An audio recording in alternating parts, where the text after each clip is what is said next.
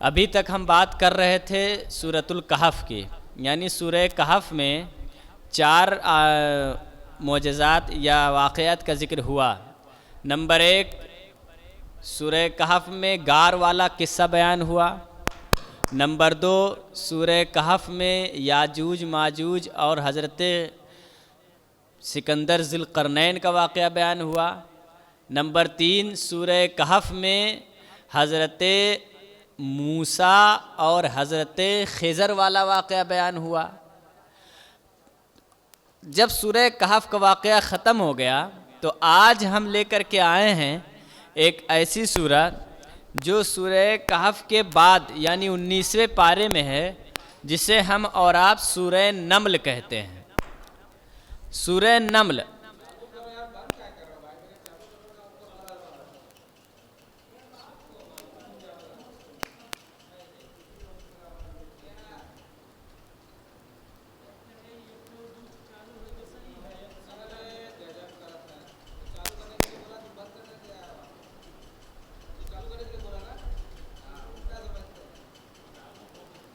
چلیے نحمد و نصلی علی رسول الکریم، اما بعد فاعوذ باللہ من الشیطان الرجیم، بسم اللہ الرحمن الرحیم۔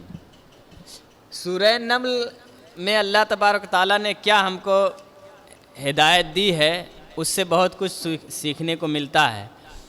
نمل کہتے ہیں چینٹی کو۔ اس آیت کا یا اس سورہ کا نمل یعنی چینٹی نام رکھنے کی وجہ کیا بنی؟ پورے قرآن مقدس میں کسی سورہ کا نام غار ہے، پتھر ہے، کسی سورہ کا نام چینٹی ہے، کسی سورہ کا نام ہاتھی ہے، تو کسی سورہ کا نام ہود ہے۔ اس کے مطابق آپ قرآن پاک میں دیکھیں تو اللہ تبارک و تعالیٰ نے کسی سورہ کا نام بڑا مختصر اور کمزور شے پر رکھی ہے۔ اس کی وجہ کیا ہے؟ اس کی وجہ یہ ہے کہ غار نے اپنے اندر ولیوں کو چھپا لیا تو اللہ کے ہاں غار کی مقبولیت ہو گئی۔ اللہ نے اس کے نام سے، پتھر کے نام سے سورہ اتار دی۔ ادھر جو چینٹی تھی اس نے حضرت سلیمان علیہ السلام کی پیروی کی اور ان کی عزت کی، تو وہ اس چینٹی کو اللہ تبارک و تعالیٰ نے چینٹیوں کا سردار بنا دیا اور اس کے نام سے قرآن مقدس میں ایک سورہ نازل فرما دی۔ اب وہ کیسے اس کو سردار بنایا گیا چینٹی کو، وہ میں ابھی بیان کر رہا ہوں۔ شروع کرتے ہیں۔ اعوذ باللہ من الشیطان الرجیم۔ وَلَقَدْ آتَيْنَا دَاؤُودَ وَسُلَيْمَانَ عِلْمًا۔ اللہ فرماتا ہے تحقیق کی ہم نے داؤد اور سلیمان کو بڑا علم عطا فرمایا۔ داؤد کون ہے؟ داؤد یہ سلیمان علیہ السلام کے ابا ہیں، یعنی داؤد علیہ السلام کے بیٹے کا نام سلیمان علیہ السلام، یہ نبی ہیں۔ یہ واقعہ بیان کب کا ہو رہا ہے پتہ ہے؟ یہ موسیٰ علیہ السلام سے 600 سال پہلے کی بات ہے، سمجھ رہے ہیں؟ تو اس دور میں حضرت داؤد علیہ السلام، ان کی عمر 100 سال ہوئی، 99 سال، اور سلیمان علیہ السلام جو ان کے بیٹے ہیں ان کو اللہ تعالیٰ نے عمر دی 53 سال۔ 13 سال کی عمر میں سلیمان علیہ السلام بادشاہ بن گئے تھے، اور دنیا میں 4 ایسے بادشاہ، میں نے سورہ کہف میں بتایا تھا کہ 4 ایسے بادشاہ ہیں جو پوری دنیا پر حکومت کیے ہیں۔ ان میں سے 2 مسلم ہیں، 2 غیر مسلم ہیں۔ 2 مسلم ہیں، ان کا نام ایک سکندر ذی القرنین ہے اور دوسرا نام حضرت سلیمان علیہ السلام ہے۔ ان 2 مسلم بادشاہ کو چھوڑ کر کے پوری دنیا پر حکومت کسی بادشاہ نے نہیں کی ہے، سمجھ رہے ہیں؟ اور 2 جو غیر ہیں، اس میں سے ایک غیر مسلم جو ہے جس نے پوری دنیا پہ حکومت کی، اس میں ایک نام نمرود ہے اور دوسرا نام بخت و نصر ہے۔ 2 نام ہے نا، جس نے یہ 4 بادشاہ تھے۔ تو میں نے سلیمان علیہ السلام کو ٹاپک آج بنایا ہے، اور اس سے پہلے جو واقعہ وہ سب کا ذکر ہو چکا ہے، ان کا ذکر باقی ہے۔ تو یہ کیا ہوا؟ سب سے پہلے اللہ تعالیٰ نے ان کو علم عطا فرمایا، اس کی وجہ کیا بنی؟ انہوں نے مانگا اور اللہ کے دریائے رحمت جوش میں آیا، کہا اے میرے پیارے بندے کیا چاہتا ہے؟ دولت چاہتا ہے، بادشاہت چاہتا ہے کہ علم چاہتا ہے؟ تو انہوں نے فرمایا کہ یا اللہ مجھے علم چاہیے۔ کیا کہا؟ مجھے علم چاہیے۔ اللہ تعالیٰ نے انہیں علم دے دیا تو علم بھی مل گیا، علم کے ساتھ ساتھ دولت بھی مل گئی، بادشاہت بھی مل گئی۔ کیونکہ علم ایک ایسی چیز ہے کہ جب کسی کے پاس آ جائے گی تو بادشاہت ایٹومیٹک آ ہی جائے گی۔ ایک بادشاہ کے اوپر حملہ کیا اور اس کو ہرا دیا، اس کو غلام بنا کر اپنے ہاں لے آیا۔ اسی بات پر ایک بات کہہ رہا ہوں، تو جب غلام بنا کر کے لے آیا تو اس بادشاہ سے کہتا ہے میں تجھے قتل نہیں کروں گا۔ جو غلام بن کے آیا تھا وہ بھی بادشاہ تھا اپنے گھر کا، تو کہا کہ تو کیا کریں گے؟ بول میں تجھے ایک نوکری دینا چاہتا ہوں اپنے دربار میں، بول تجھے کیا نوکری چاہیے؟ تو اس نے کہا کہ ایسا کریے بادشاہ سلامت، مجھے ٹیچر بنا کے اپنے یہاں رکھ لیجئے، مطلب معلم بنا کر کے کہ میں لوگوں کو پڑھاؤں۔ تو اس بادشاہ نے کہا کہ ایک بادشاہی ہار کر کے دوسری بادشاہی لینے آیا ہے۔ اس سے کیا مطلب ہوا کہ پڑھانا بھی ایک بادشاہت ہے۔ اگر کوئی استاد پڑھا رہا ہے اپنے یہاں ٹیبل پر تو مجال ہے کہ اس کے مسند پر کوئی کیسا بھی شاگرد ہو یا کیسا بھی آدمی ہو اس کے مسند پر نہیں بیٹھ سکتا، یہ اس کی بادشاہت ہے۔ کسی کے دکان پر، کسی کے کرسی پر کوئی بھی جا کے بیٹھ سکتا ہے۔ آپ کوئی دکان ڈالے ہو اور آپ کی کرسی ہو، آپ کی کرسی پر کوئی بھی بیٹھ سکتا ہے، لیکن استاذ کے مسند پر یہ حکم بھی ہے، شریعت بھی ہے، طریقت بھی ہے کہ کوئی بیٹھتا نہیں ہے، اور جو بیٹھے گا وہ بدبخت ہے، یہ بھی جان لیجئے۔ تو ان کو جب علم مل گیا تو ذات بادشاہت بھی مل گئی، 13 سال کی عمر میں بادشاہت مل گئی۔ تو اس پر انہوں نے شکر ادا کیا اور فرمایا وقال الحمدللہ الذی فضلنا علی کثیر من عبادہ المؤمنین۔ فرمایا دونوں نے کہا، دونوں سے مراد داؤد نے بھی، ابا نے بھی، بیٹا نے بھی، تمام تعریف اس اللہ کے لیے ہے جس نے ہمیں اپنے بہت سے ایمان والے بندوں پر فضیلت بخشی۔ وَوَرِثَ سُلَيْمَانُ دَاوُودَ وَقَالَ يَا أَيُّهَا النَّاسُ عُلِّمْنَا مَنطِقَ الطَّيْرِ وَأُوتِينَا مِنْ كُلِّ شَيْءٍ۔ اور سلیمان داؤد کا جانشین ہوا، یعنی سلیمان علیہ السلام حضرت داؤد علیہ السلام کے جانشین ہوئے، جو میں نے بتا دیا، یعنی ان کے تخت پر حضرت سلیمان علیہ السلام 13 سال کی مدت میں بیٹھ گئے۔ وَقَالَ يَا أَيُّهَا النَّاسُ عُلِّمْنَا مَنطِقَ الطَّيْرِ، اور کہا اے لوگو ہمیں اللہ تعالیٰ نے پرندوں کی بولیاں سکھائی ہیں۔ کس نے کہا؟ یہ سلیمان علیہ السلام نے کہا۔ حضرت سلیمان علیہ السلام کو 3 چیزوں پر حکومت تھی، ایک جناتوں پر، اور دوسرا انسانوں پر، اور تیسرا پرندوں پر۔ جب آپ چلتے تھے تو جنات ایک طرف، انسان ایک طرف، اور پرندے ٹوٹل کے ٹوٹل اوپر سے آپ کو سایہ کیے ہوئے چلتے تھے، یہ ان کی شان تھی۔ ایسا کوئی بادشاہ گزرے کہ ہوا بھی ہو، پرندے بھی ہوں، جنات بھی ہوں، تو اس کا پھر رولا ہی الگ ہوتا ہے۔ تو حضرت سلیمان علیہ السلام بہت بڑے بادشاہ گزرے ہیں، حتیٰ کہ سلیمان علیہ السلام کو ہوا پر حکومت تھی، تو جب ان کا سفر 1 مہینے کا ہوتا تھا تو ہوا کے ذریعے سے وہ جاتے تھے، اور وہ سفر ان کے لیے 1 منٹ اور 1 گھنٹے میں پورا ہو جاتا تھا۔ 1 مہینے کا سفر، اتنی ان کو طاقت تھی، ہوا کو جس سمت کہتے مڑ جاؤ تو ہوا ادھر مڑ جاتی تھی، تو ان کو حکومت تھی۔ تو اس پر انہوں نے کہا کہ اللہ کا احسان ہے کہ اللہ نے مجھے پرندوں کی بولیاں سکھائی، اور پرندوں کی بولیاں جو ہے بہت آسان بات نہیں ہے۔ پرندے مختلف وقت میں مختلف طریقے سے آواز نکالتے ہیں۔ مثال کے طور پر کتا کو آپ ماریں گے، جب روئے گا تو وہ الگ آواز نکالے گا، اور کتا جب اذان ہوتی ہے تو ایک الگ آواز نکالتا ہے، اور جب وہ کسی کتے کو دیکھ کر بھوکتا ہے تو الگ آواز نکالتا ہے، اور ان صورتوں میں وہ الگ الگ طور پر بولی بولتا ہے۔ اسی طریقے سے چڑیا جو ہے اپنے مستی میں گاتی ہے تو الگ آواز نکالتی ہے، لیکن حضرت سلیمان علیہ السلام ہر کوالٹی کی آواز کو آپ سمجھتے تھے۔ تو اس پر انہوں نے اللہ کا شکر ادا کیا کہ یا اللہ تیرا شکر ہے کہ تو نے مجھے پرندوں کی کیا سکھائی؟ بولیاں سکھائی۔ ہوا یہ کہ ایک بار آپ فرماتے ہیں یہاں پر وَحُشِرَ لِسُلَيْمَانَ جُنُودُهُ مِنَ الْجِنِّ وَالْإِنسِ وَالطَّيْرِ فَهُمْ يُوزَعُونَ، اور جمع کیے گئے سلیمان کے لیے اس کے لشکر جنوں اور آدمیوں اور پرندوں سے تو وہ روکے جاتے تھے، حتیٰ اذا اتوا علی وادی النمل، یہاں تک کہ وہ چیونٹیوں کے نالے پر آئے۔ یہاں سے یعنی جب ان کا تینوں جمگھٹ ہوتا تھا، پرندے بھی اور جنات بھی اور انسان، تو جب چلتے تھے تو ایک بہت بڑا مجمع ہوتا تھا، تو جب چلتے تھے تو ایک بار یہ وادی نمل میں پہنچے۔ وادی نمل کہتے ہیں کہ چیٹیوں کا غار تھا، نالا تھا جہاں چیٹیاں اپنا بسیرا کی ہوئی تھیں۔ تو جب وہاں پر پہنچے تو 3 میل پہلے سے، کتنا؟ 3 میل، اور 1 میل پتہ ہے کتنا ہوتا ہے؟ 3 کلومیٹر کا 1 میل ہوتا ہے۔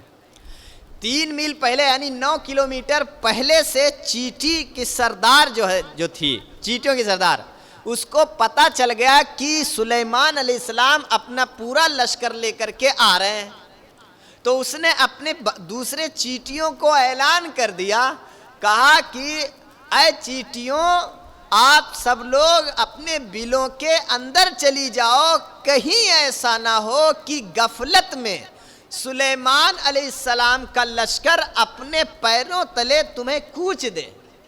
یہ کہا، کس نے کہا؟ چیٹی کے سردار نے کہا۔ اور اس کا ذکر قرآن پاک میں پہلے عبارت پڑھ دو، یا ایھا النمل، اے چیٹیوں، ادخلوا مساکنکم، اپنے گھروں میں چلی جاؤ۔ کیوں؟ لا یحطمنکم سلیمان وجنودہ وہم لا یشعرون، کہیں ایسا نہ ہو کہ بے خبری میں تمہیں سلیمان اور ان کے لشکر کچل نہ دیں۔ یہاں سے ایک بہت ہائی بات، اور علامہ فخر الدین رازی علیہ رحمہ فرماتے ہیں کہ ایک تو چیٹی ہے، سب سے پہلی بات کہ چیٹی کتنی کمزور ہوتی ہے، کتنی کمزور ہوتی ہے، اور 9 کلومیٹر پر کیا ہے؟ لشکر ہے۔ چیٹی کے پاس اللہ تعالیٰ نے اتنا پاور دیا ہے کہ 9 کلومیٹر پہلے آدمی آ رہا ہو تو چیٹی یہاں سن لے گی، چیٹی یہاں سن لے گی، اور صرف سن ہی نہیں لے گی بلکہ یہ بھی ہوگا کہ وہ چیٹی اپنے علاقے کے تمام چیٹیوں کو بتا بھی دے گی۔ ڈاکٹری کے حساب سے، فزکس کیمسٹری کے حساب سے چیٹی کے پاس نہ تو زبان ہوتی ہے، نہ چیٹی کے پاس کان ہوتے ہیں، چیٹی کے پاس یہ دونوں چیزیں نہیں ہوتی ہیں۔ آپ اس کا چاہے پکڑ کر کے آپریشن کر لیں، آپ اس کی زبان نہیں پائیں گے، نہ ہی اس کے پاس کان پائیں گے۔ تب یہ کیسے ہوتا ہے؟ کہا گیا ہے کہ چیٹی کے منہ پر 2 بال ہوتے ہیں، اور جب اس کو کسی کے پاس اپنا میسج دینا ہوتا ہے تو وہ اسی کے منہ پر اپنا منہ لگاتی ہے۔ آپ کبھی چینٹی رینگتے ہوئے دیکھتے ہوں گے، ادھر سے چیٹی جائے، ادھر سے چیٹی جائے، دونوں ایسے منہ کا منہ ٹکراتا ہے نا، پھر وہ کراس کر کے جاتی ہیں۔ وہ کیا کہتی ہیں؟ وہ اپنا میسج ڈالتی ہیں کہ چارہ کہیں پڑا ہوا ہے، تم جاؤ وہاں پر۔ تو ان کے پاس جو 2 بال ہوتے ہیں، وہ 2 بال رگڑتی ہیں تو دوسرے چینٹی کو میسج پہنچ جاتا ہے، وہی ان کی آواز ہوتی ہے، یعنی 2 بالوں کا رگڑنا۔ اب آپ یہ بات سوچئے کہ وہ 2 بال رگڑ دیں تو وہی پورے چیٹیوں کے لیے آواز ہوتی ہے۔ حضرت سلیمان علیہ السلام فتبسم ضاحکا من قولہا، تو اس کی بات سے سلیمان علیہ السلام مسکرا اٹھے۔ کس کی بات سے؟ چینٹی کی بات سے۔ چینٹی کی جو سردار ہے، اس نے جب کہا کہ چیٹیوں بل میں چلے جاؤ، تو سلیمان علیہ السلام 9 کلومیٹر پیچھے ہیں، انہوں نے چیٹی کی بولی سن لی اور سن کر کے مسکرا اٹھے۔ اس بات پر غور کیجیے، ایک تو اس کے منہ میں زبان نہیں چیٹی کے، وہ بھی 2 بال ہے، اور ان بالوں سے اس نے میسج دیا، اور اس میسج کو سلیمان علیہ السلام 9 کلومیٹر پیچھے ہیں، اور ان کو اللہ تبارک تعالیٰ نے اتنا پاور دیا کہ چیٹی کے سردار کی آواز کو انہوں نے سنا تو مسکرا اٹھے۔ قرآن پاک کہہ رہا ہے فَتَبَسَّمَ ضَاحِكًا مِّن قَوْلِهَا وَقَالَ رَبِّ أَوْزِعْنِي أَنْ أَشْكُرَ نِعْمَتَكَ الَّتِي أَنْعَمْتَ عَلَيَّ، اور مسکرا کر کیا بولے؟ کہا اے میرے رب، مجھے توفیق دے کہ میں تیرا شکر ادا کروں تیرے احسان کا، میں تیرا شکر ادا کروں تیرے احسان کا۔ یہاں پر رک کر کے آپ غور کیجئے کہ حضرت سلیمان علیہ السلام کے مقام اور مرتبہ کا عالم یہ ہے، ان کی سماعت کا عالم یہ ہے کہ وہ 9 کلومیٹر پر چیٹی بولے تو آپ اس کو سنتے ہیں اور مسکراتے ہیں۔ اور سلیمان علیہ السلام ایسے نبی ہیں جو میرے سرکار علیہ السلام کے پیچھے کھڑے ہوتے ہیں، سرکار آگے کھڑے ہو کر امامت فرماتے ہیں۔ یعنی جن کے مقتدی کا عالم یہ ہے کہ وہ چینٹی کی آواز 9 کلومیٹر سے سن لیتے ہوں، تو ان کے امام الانبیاء کی سماعت کا عالم کیا ہوگا؟ اب جو لوگ یہ کہتے ہیں کہ میرے سرکار کو پیٹھ پیچھے علم نہیں ہے، تو ان کو یہ جو آیت کریمہ ہے، قرآن کو تو کوئی نہیں جھٹلا سکتا، حدیث کو جھٹلا سکتا ہے کسی طور پر، وہ بھی نہیں جھٹلا سکتا، لیکن حدیث کو مان لے کہ یہ گڑی ہوئی ہے، اس کے راوی کمزور ہیں، لیکن قرآن میں تو کوئی روایت اور راوی ہوتا ہی نہیں ہے۔ اب قرآن کے اس قول کو اگر وہ جھٹلا دے تو صراحتاً وہ کافر ہو جائے گا۔ اس میں تو سیدھا لکھا ہے، اپنی گڑی ہوئی بات نہیں ہے، کہ جب نبی الانبیاء یعنی میرے سرکار نے مسجد اقصی میں امامت فرمائی اور ان کے پیچھے پورے انبیاء کرام کھڑے ہیں، یعنی سارے نبی تو مقتدی بن گئے اور میرے سرکار امام بن گئے، اور مقتدی کا عالم یہ ہے کہ 9 کلومیٹر پر چیٹی بول دے تو آپ سنتے ہیں، مسکراتے ہیں، تو اب بھائی امام کا عالم کیا ہوگا؟ امام کا عالم کیا ہوگا؟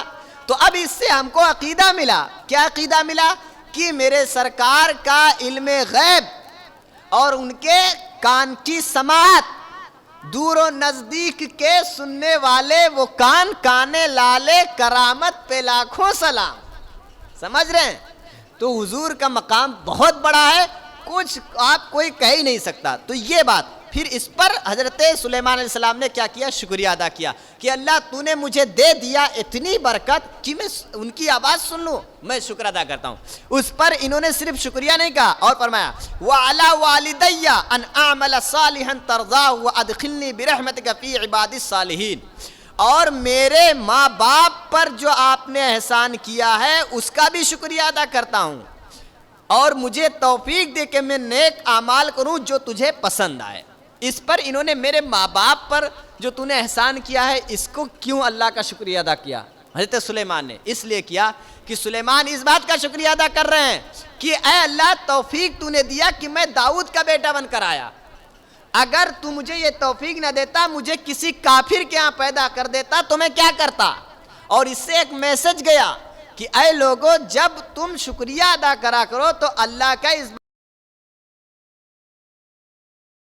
کے گھر میں بنایا، پیدا فرمایا، ورنہ کوئی گارنٹی اگر آپ خدا نہ کرے اگر آپ کی پیدائش کافر کے گھر میں ہوئی ہوتی تو کیا آپ اس وقت اسلام اور مسجد میں بیٹھے ہوتے؟ نہیں بیٹھے ہوتے، اور آپ پھر جہنم کے ایندھن بنتے۔ لیکن شکر ہے کہ آپ کے ماں باپ کے گھر میں وہ مسلمان تھے، آپ کو پیدا فرمایا، تو اس کا شکریہ ہمیشہ ادا کرنا چاہیے ہر انسان کو، مولا شکر ہے۔ تو اس پر حضرت سلیمان نے اس کا شکریہ ادا کیا۔ اس کے بعد فرماتے ہیں وَتَفَقَّدَ الطَّيْرَ فَقَالَ مَا لِي مَا لَا أَرَى الْهُدْهُدْ، اس کے بعد فرماتے ہیں کہ پرندوں کا جائزہ لیا۔ اب سلیمان علیہ السلام آگے بڑھے تو پرندوں کا جائزہ لیا، پرندوں کا جائزہ لیا، فَقَالَ مَا لِي لَا أَرَى الْهُدْهُدْ، تو بولے یہ کیا ہوا کہ ہدہد دکھائی نہیں دیتا؟ ہدہد دکھائی نہیں دیتا۔ ہدہد ایک پرندہ ہے، اور ہدہد ایسا پرندہ ہے جو آسمان میں اڑتے ہوئے جان لیتا ہے کہ زمین میں پانی کہاں ہے، کہاں سوکھا ہے، اس کی یہ خاصیت ہے۔ لیکن جب وہ زمین پر اترتا ہے تو جال پانی میں پھیلا ہو تو اس میں پھنس جاتا ہے، اس کی یہ بھی ایک بری چیز صفت ہے۔ ہدہد حضرت سلیمان علیہ السلام کا بہت ہی چہیتا اور قریبی پرندہ تھا، آپ کا پیغام وغیرہ ہدہد پرندہ ہی لے جاتا تھا، لے کر کے آتا تھا۔ ایک دن آپ جب ایک مکے کے وادی سے گزر رہے تھے ایک جگہ سے، تو انہوں نے دیکھا کہ ہمارے لشکر میں سارے لوگ اکٹھا ہیں لیکن ہمارا چہیتا پرندہ ہدہد یہاں موجود نہیں ہے۔ تو لوگوں سے پوچھا کہ ارے ہدہد کہاں گیا، وہ تو دکھائی نہیں دے رہا ہے۔ تو لوگوں نے کہا کہ وہ واقعی غائب ہے، آج ہے ہی نہیں۔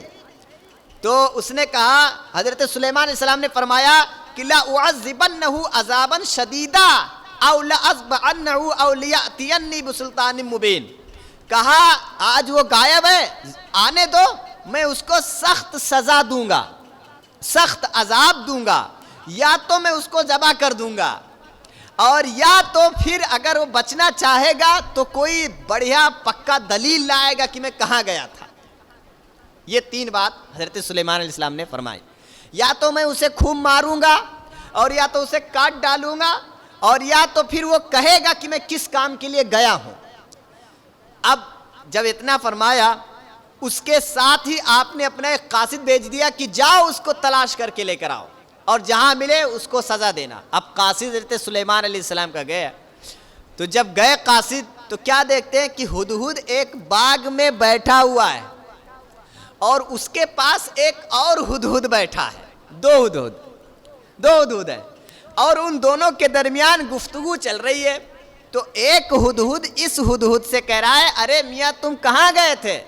تو یہ ہدہد کہہ رہا ہے کہ ارے میں تو اپنے نبی حضرت سلیمان علیہ السلام کا غلام ہوں، ان کے پاس میں رہتا تھا، تم کہاں گئے تھے؟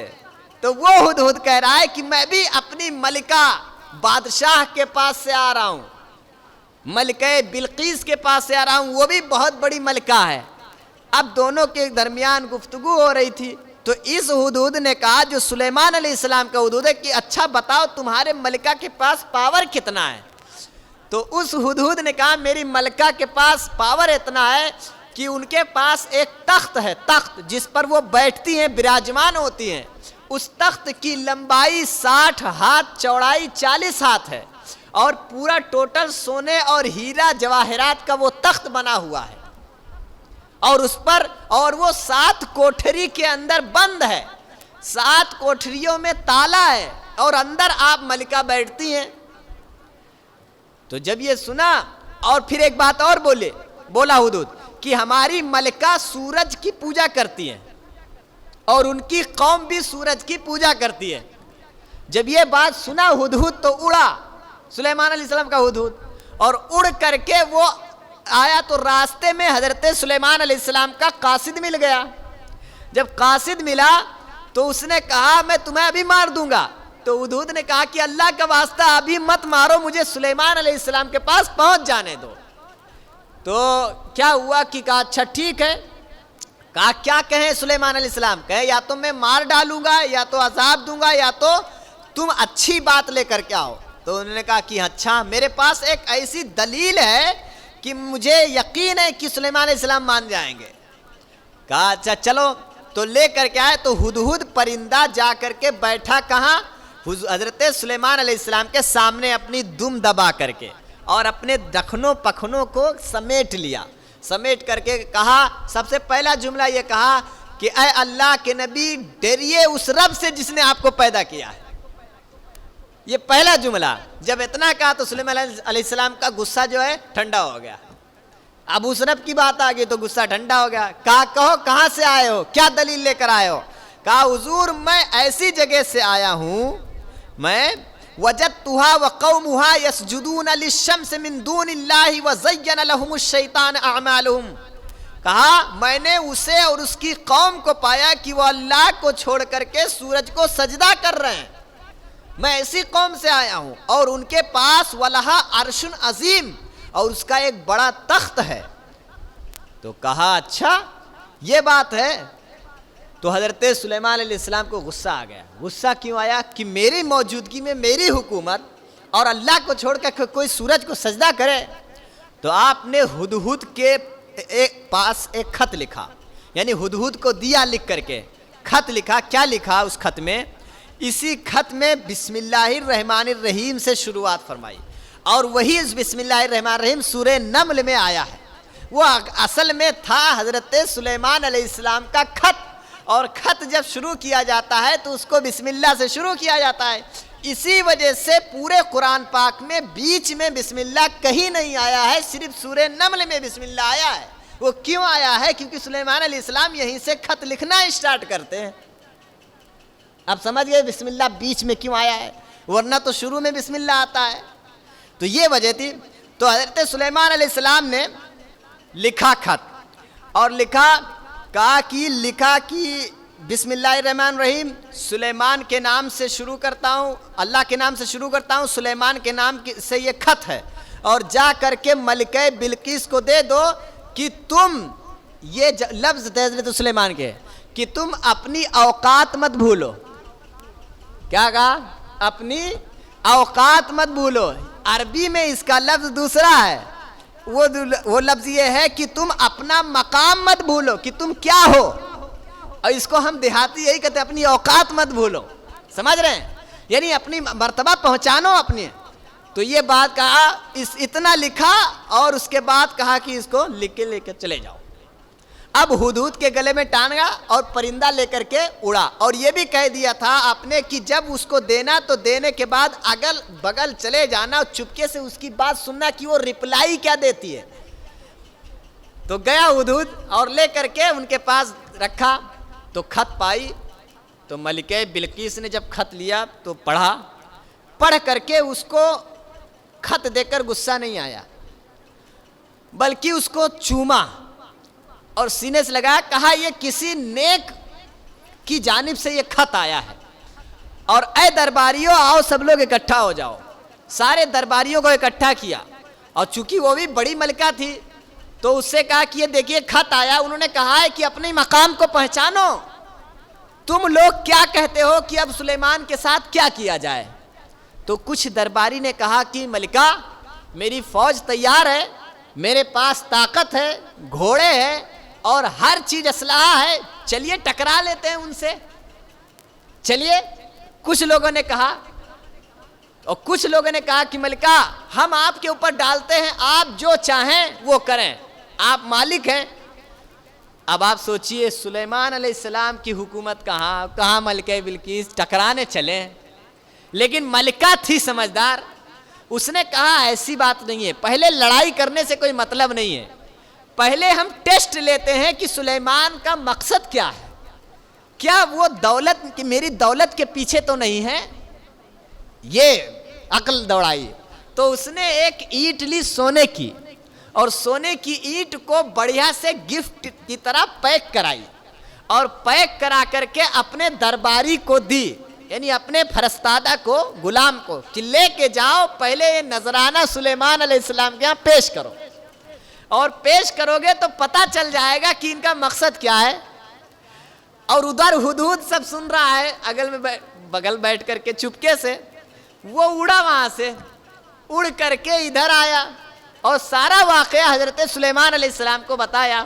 تو جب سلیمان علیہ السلام کو بتایا تو آپ نے کہا اچھا اس کے اینٹ لانے سے پہلے اے جناتوں میرے محل میں، پورے محل میں سونے کی اینٹ بچھوا دو. کیا کہا؟ پورے میرے محل میں سونے کی اینٹ بچھوا دیجئے. اب آپ کے پورے محل میں سونے کی اینٹ پہلے سے بچھ گئی، سونے کی اینٹ بچھ گئی. اب ان کا غلام ملکہ بلقیس کا ایک اینٹ لے کر کے آیا.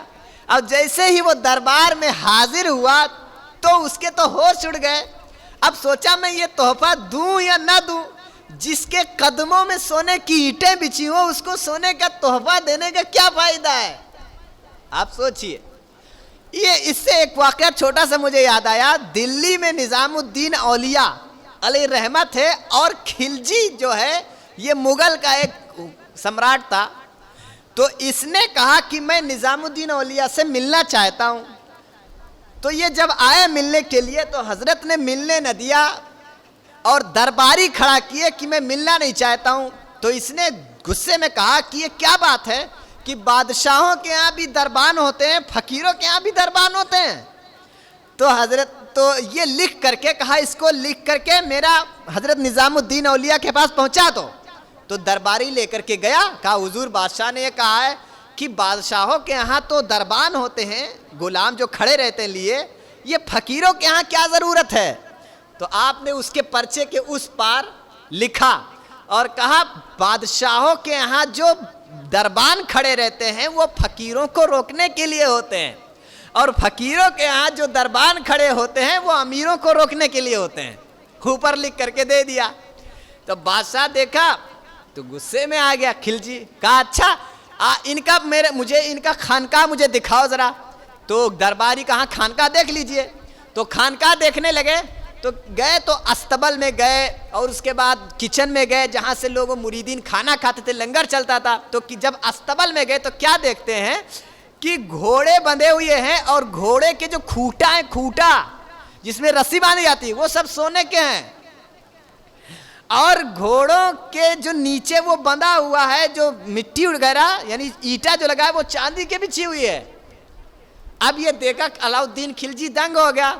کہا یہ کیا بات ہے، بادشاہوں کے یہاں بھی سونا، فقیروں کے یہاں بھی سونا، یہ بات سمجھ میں نہیں آ رہی. بادشاہ کے یہاں سونا سمجھ میں آتا ہے، ان کو سونے کی کیا ضرورت ہے.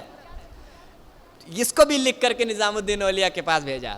تو حضرت نے اس کے اس پار اس کا بھی جواب لکھا. کہا بادشاہوں کے یہاں سونا تجوری میں رکھنے کے لیے ہوتا ہے اور فقیروں کے یہاں سونا قدموں میں ڈالنے کے لیے ہوتا ہے. تو سونا جو ہے اللہ والوں کے یہاں اپنے خاک کی مٹی ہوتی ہے. اور ملکہ بلقیس نے سمجھا کہ وہ شاید کہ پیسہ یا سونا کے دلدادہ ہیں تو مان جائیں گے. اور حضرت سلیمان علیہ السلام نے کہا کہ یہ تو مجھے تولنے آئی ہے، میرے اللہ کو چھوڑ کر دوسرے کی عبادت کر رہی ہو، مجھے سونے سے بہکانا چاہتی ہے.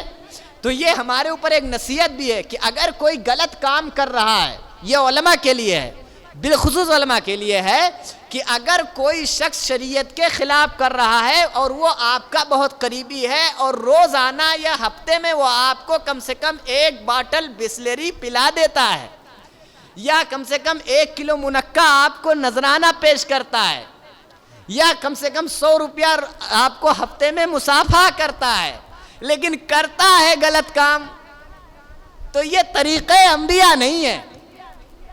وہ کتنا بھی امیر ہو، کیسا بھی ہو، آپ کو کتنا بھی چاہ رہا ہو اور وہ آپ کو سونے کی اینٹیں بھی پیش کرے لیکن کرتا ہو غلط کام، تو آپ اس کے پیسے کے پیچھے اس کی برائی کو مت چھپائیں. یہ یہاں سے ہم کو پیغام ملتا ہے، بلکہ اس کو کہیں کہ آپ یہ غلط کر رہے ہیں، اس کو سدھاریے، ورنہ تو پھر آپ پیسے کے پجاری ہیں، اللہ رب العزت کے عبادت کرنے والے نہیں ہیں اور اس کے پجاری آپ نہیں ہیں. ہم کو تو اللہ کی عبادت کرنی ہے. یہ پیغام ملا. بہرحال تو اب اس نے یہ کہا تو اینٹا بچھایا، آیا تو کہا حضور یہ ملکہ بلقیس نے دیا ہے. تو کہا اس کو واپس لے جاؤ، اور پھر سے ایک خط لکھا حضرت سلیمان نے. کہا کہ جا کے بولو کہ تم ہم کو پیسے پر تول رہی ہو، اور سخت جملہ لکھا. ملکہ بلقیس کے پاس پھر گیا خط واپس دوبارہ. تو ملکہ بلقیس نے کہا کہ اب میں خود جاتی ہوں. کہا اب میں خود جاتی ہوں. اور اس نے کہا درباریوں تیار ہو جاؤ. اب ملکہ خود جائے گی. اب ادھر سے ملکہ تیار ہوئی اور تیار ہو کر کے کہاں چلی؟ حضرت سلیمان کی دربار میں. ادھر چلنے کی ارادے سے ہوئی اور چل دی اور ادھر اللہ تعالیٰ نے وہی کر دی کہ ملکہ بلقیس سلیمان تمہاری دربار میں تمہارے دربار میں آ رہی ہیں. اب وہ جب 9 کلومیٹر بچا یا شاید 7 کلومیٹر دربار بچا سلیمان علیہ السلام کا، تب حضرت سلیمان علیہ السلام نے اپنی مجلس لگائی اور کہا میں چاہتا ہوں کہ ملکہ بلقیس یہاں آئے نہ، اس کا تخت ہمارے یہاں آ جائے. تو اپنے غلاموں سے کہا کہ ہے کوئی شخص جو ملکہ بلقیس کا تخت تیزی سے لے آئے. تو اس میں سے ایک شخص جنات کھڑا ہوا. پہلے جنات کھڑا ہوا. کہا حضور میں لے آؤں گا. کہا کتنی دیر میں لاؤ گے؟ کہا حضور آپ کی مجلس ختم نہیں ہوگی کہ اس سے پہلے ملکہ بلقیس کا تخت آ جائے گا. اور مجلس ختم ہوتی تھی دوپہر کو، صبح لگی تھی مجلس. کہا دوپہر ہونے سے پہلے آپ سوچئے ملکہ بلقیس سے حضرت سلیمان علیہ السلام کا جو ڈسٹینس تھا معلوم ہے کتنا تھا؟ 2 سال ادھر سے جانے لگتا ہے، 2 سال ادھر سے آنے میں لگتا ہے. اتنا لمبا سفر، مزید یہ کہ اس تخت کی لمبائی چوڑائی 60 ہاتھ اور 40 ہاتھ ہے اور سارا ٹوٹل سونا ہیرا جواہرات سے بنا ہے اور 7 کمروں کے اندر بند ہے، ہر کمرے میں تالا ہے. اور ایک آدمی کو لانا ہے، کہہ رہا ہے کہ ابھی آپ مجلس ختم کریں تخت آ جائے گا. حضرت سلیمان علیہ السلام کو تو مسکرا دینا چاہیے، لیکن آپ مسکرائے نہیں. انہوں نے کہا کہ میں چاہتا ہوں میں چاہتا ہوں کہ کوئی ہے جو اس سے پہلے لے آئے گا. لو بھائی, کہا کوئی ہے جو اس سے پہلے لے آئے گا. تو اب وہاں کا ایک شخص کھڑا ہوا, اب انسانوں میں سے کھڑا ہوئے, ابھی تک جناتوں میں سے کھڑے ہو. اب انسان کی فضیلت دیکھیے, انسانوں میں ایک غلام جو آپ کے خالہ زاد بھائی تھے حضرت سلیمان علیہ السلام کے, ان کا نام تھا آصف بن برخیہ, مفسرین نے لکھا ہے. کھڑے ہوئے, کہا حضور میں لاؤں گا. کہا اچھا. اصل میں وہ ایسا آدمی تھا کہ قرآن فرماتا ہے کہ ان کے پاس جو ہے کیا تھا, ان کے پاس کتاب کا علم تھا, یعنی زبور کا علم تھا. زبور آسمانی کتاب ہے, ان کے پاس زبور کا علم تھا اور اللہ تعالیٰ کا بہت ہی خاص ان کے پاس علم تھا. تو انہوں نے کہا حضور میں لاؤں گا. تو حضرت سلیمان علیہ السلام نے فرمایا کہ کتنی دیر میں لاؤ گے؟ کہا کتنی دیر میں لاؤ گے؟ تو کیا کہا قبل ان یرتد الیک طرفک, قبل ان یرتد الیک طرفک, کہا میں حضور اسے حاضر کر دوں گا اس سے پہلے کہ آپ کی پلک جھپکے. آپ سوچئے, پلک, ہم 4 مرتبہ پلک جھپکا چکے ابھی سے, جب سے ہم یہ بات بولے ہیں, اور آپ جھپکا کے دیکھ لیجئے کتنا سمے لگتا ہے پلک جھپکانے میں. وہ آصف بن برخیہ کہہ رہے ہیں حضور آپ کی پلک جھپکے گی کہ تخت آپ کے سامنے ہوگا.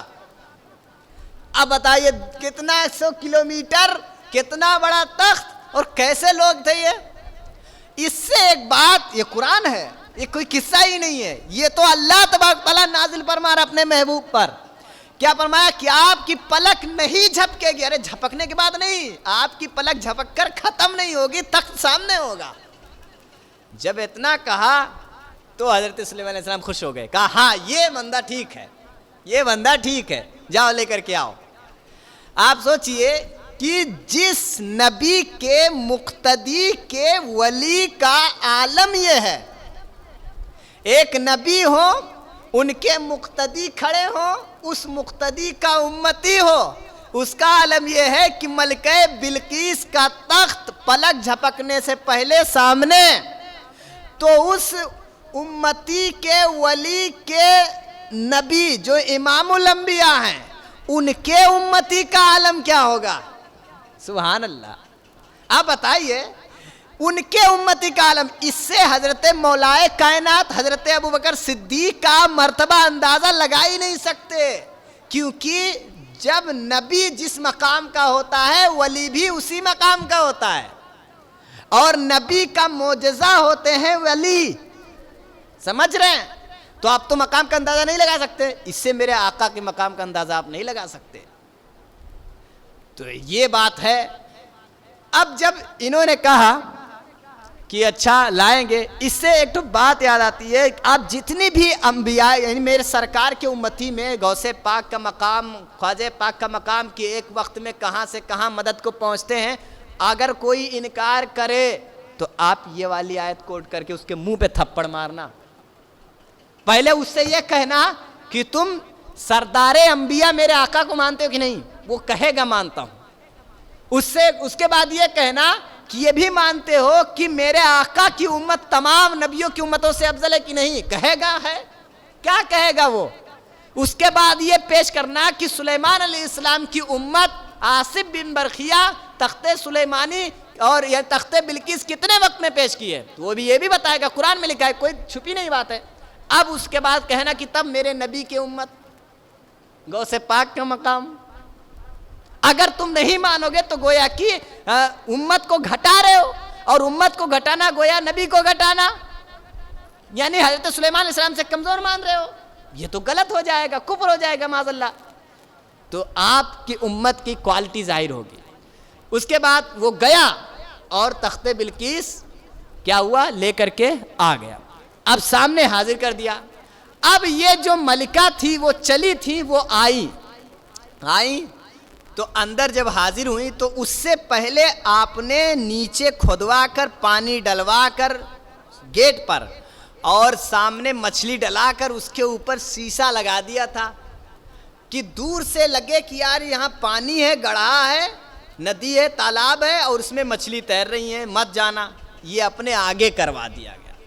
جیسے تاج محل کبھی کبھی دیکھو نا تو تاج محل فوٹو میں پانی پہ نظر آتا ہے نا، ایسے حضرت سلیمان علیہ السلام نے کروا دیا کہ ملکہ بلقیس آئے گی تو وہ وہیں سے پہلے اس کو دیکھیں گے کیونکہ یہ کیا سمجھتی ہے، حالانکہ وہ شیشہ تھا۔ اور جو تخت لائے تھے اس تخت کو پینٹنگ اجاڑ کر کے دوسرا کروا دیا ہے کہ دیکھتے ہیں وہ اپنی تخت کو پہچان پاتی ہے کہ نہیں پہچان پاتی ہے۔ کہا ہے لوگ جناتو اس تخت کو بدلو اور اس کی کوالٹی کو چینج کرو، چینج کر کے بغل میں لگوا دیا، اپنے بغل میں تخت، ایک ان کا ایک ان کا۔ آئی تو اس نے کہا کہ اچھا آپ کے پاس بھی ایسا تخت ہے؟ تو آپ نے فرمایا کہ یہ وہی تخت ہے جو تمہارا تخت ہے۔ پھر وہ اس بات کو دیکھ کر کے دنگ رہ گئی، کپ کپی طاری ہو گئی۔ اور اس کے بعد جب وہ اس پر آئی جہاں مچھلی تیر رہے تھے تو اپنے سلوار کو یعنی جو نیچے پہنی ہوئی تھی اس کو تھوڑا سا اٹھائی اور جو پنجے کے بل چلنے لگی کہ پانی میں چلنے جا رہی ہوں، حالانکہ وہ پانی تھا نہیں۔ تو جب پانی میں چلنے لگی تو پھر آپ نے کہا کہ ٹھہرو پانی نہیں ہے، نیچے کر لو، وہ شیشہ ہے۔ کہا اچھا شیشہ ہے۔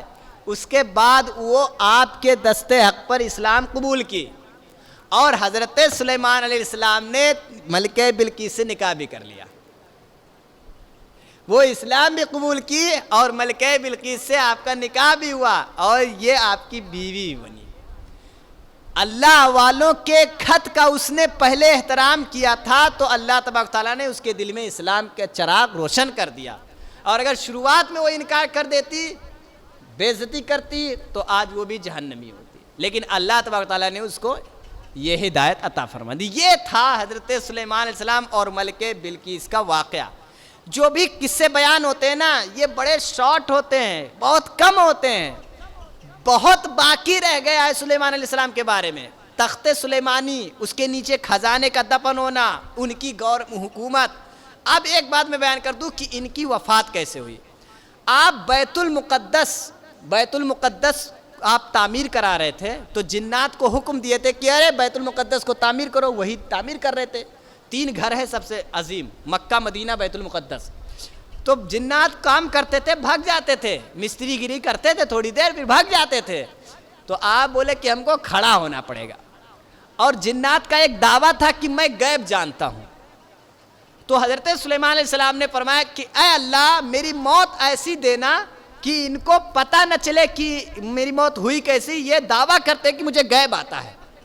تو آپ نے کیا کیا ہے جنات، تو آؤ ادھر، اور جب تک یہ ختم نہ کر دو گے کام بیت المقدس کی مسجد کا تب تک میں یہاں سے ہٹوں گا نہیں۔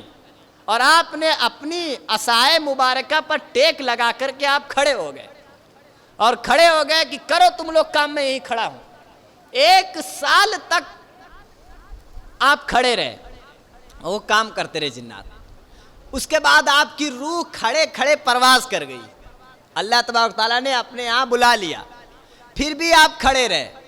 جب 1 سال اور مزید گزرا، 1 سال میں جب مسجد جو ہے بیت المقدس جو ہے تعمیر ہو گیا، مکمل ہو گیا، تب تک آپ کھڑے ہیں، حالانکہ آپ دنیا میں باحیات نہیں، اللہ کے یہاں تشریف لے جا چکے ہیں۔ تب اللہ نے دیمک کو حکم دیا کہ اب بیت المقدس مکمل ہو چکا ہے، اب تم ان کی چھڑی کو کھاؤ۔ تو دیمک ان کی چھڑی کو کھانے لگے اور دھیرے دھیرے کمزور ہو کر چھڑی ٹوٹ گئی۔ اور پھر آپ جب نیچے تشریف لائے تب جنات کھڑے، ارے یار ہم فالتو میں کام کر رہے تھے، یہ تو ہے ہی نہیں، تب تک مکمل ہو چکا تھا۔ پھر اس کے بعد آپ کی تجہیز و تکفین ہوئی۔ یہ واقعہ ہے، تو آپ نے بہت بڑا کارنامہ انجام دیا۔ وآخر دعوانا ان الحمدللہ رب العالمین۔ السلام علیکم۔